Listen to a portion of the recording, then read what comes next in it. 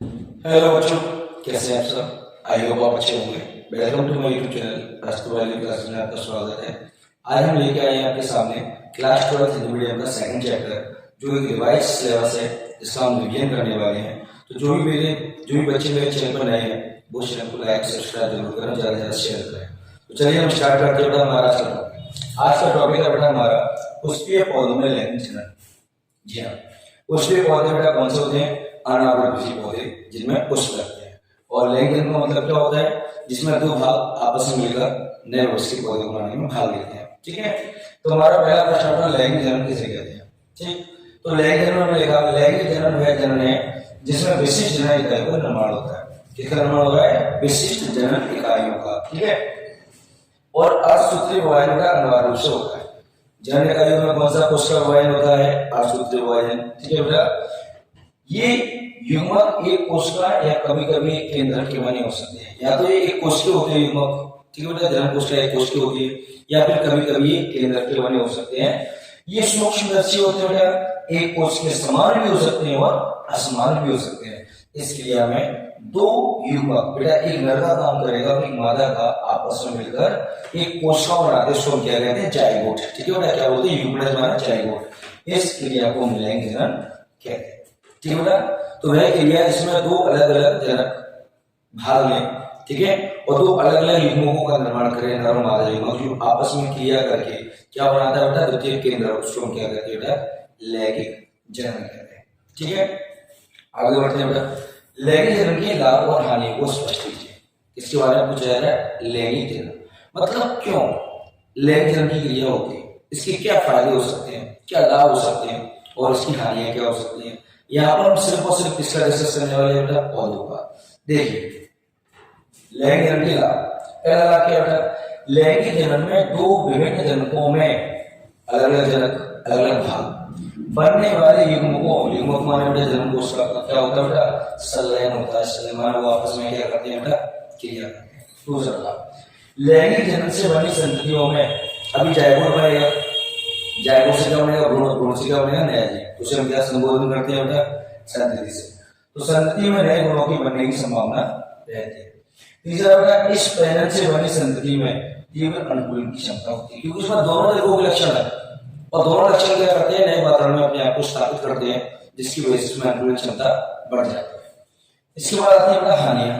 हानि क्या है बेटा? इस पैनल में कुछ जीवों को छोड़कर, अगर हम कुछ जीवों को छोड़ दें तो शेष में बेटा किसकी आवश्यकता होती है? दो जनकों की आवश्यकता होती है। अगर में एक हुआ तो वो क्रिया पूरी नहीं होगी। दूसरा, इस पैनल से बनी संतानों में बेटा विभिन्नता बहुत अधिक होती है। ठीक है, अनुकूलन के कारण इसमें इतना अंतर आ जाता है कि ये अपने ही पूर्वजों से बेटा क्या हो जाते हैं? अलग हो जाते हैं। इस जनन में जीवों के मूल गुणों में बेटा कमी होने की संभावना बढ़ जाती है। जो लक्षण पीढ़ी दर पीढ़ी आ रहे हैं लैंगिक जनन में बदलाव के कारण, विभिन्नता के कारण, उनका बेटा क्या होता है? ह्रास हो जाता है। ठीक है, तो ये थी लैंगिक जनन की हानि। इसी क्रम में बेटा अगले प्रश्न की ओर बढ़ते हैं। अगला प्रश्न बेटा हमारा सबसे महत्वपूर्ण प्रश्न होता है एनसीईआरटी का, एमपी बोर्ड का।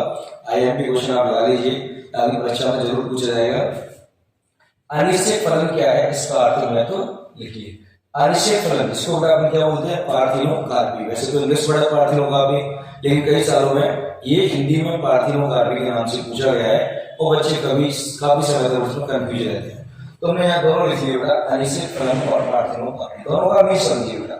अनिश्चित का मतलब बिना निषेचन के, फलन का मतलब फल बनना। सेम पार्थिनों मींस विदाउट फर्टिलाइजेशन, कार्पी का मतलब क्या होता है? फ्रूट डेवलप होना।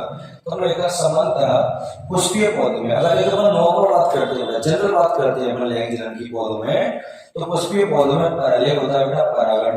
ठीक है, यानी परागकोश से परागकण कहाँ के बेटा? मादा भाग पर। फिर होता है बेटा निषेचन, नर और मादा युग्म आपस में मिलकर बेटा भ्रूण बनाते हैं, जायगोट बनता है। ठीक है, उसके बाद बीजांड बीज में और अंडाशय में परिवर्तित हो जाता है। ये तो है सामान्य बात। ठीक है, जो कि सभी पौधों में संभवतः पाई जाती है जो अनावृतबीजी होते हैं। लेकिन प्रश्न हमारा क्या है? अनिश्चित फलन। हमने कहा किंतु यदि निषेचन के बिना, यानी प्रक्रिया तो हो, निषेचन के लिए परागण भी पहुंचे लेकिन निषेचन ना हो, फिर भी बिना फलों का विकास हो जाता है। निषेचन के बिना क्या होता है? फलों का विकास, उसे अनिश्चित फलन या पार्थिनोकार्पी कहते हैं। ठीक है बेटा।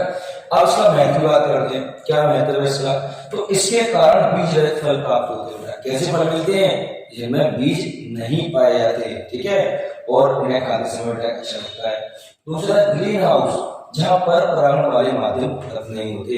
ग्रीन हाउस में ठंडे प्रदेश, जहाँ पर कांच के घरों में क्या करते हैं, पौधे उगाते हैं, यहाँ पर परागण संभव नहीं है, क्योंकि परागण कांच को तोड़ के अंदर तो जा नहीं सकते। वहां बेटा इस विधि के द्वारा क्या करते हैं, फलों का विकास करते हैं। ठीक है, IMP लगा लीजिए 2024 पक्का लगा लीजिए। इसके बाद अगला क्वेश्चन आ गया बेटा आपका अनिश्चित किरण या पार्थिव जेनेसिस। ये बेटा आपका IMP क्वेश्चन है।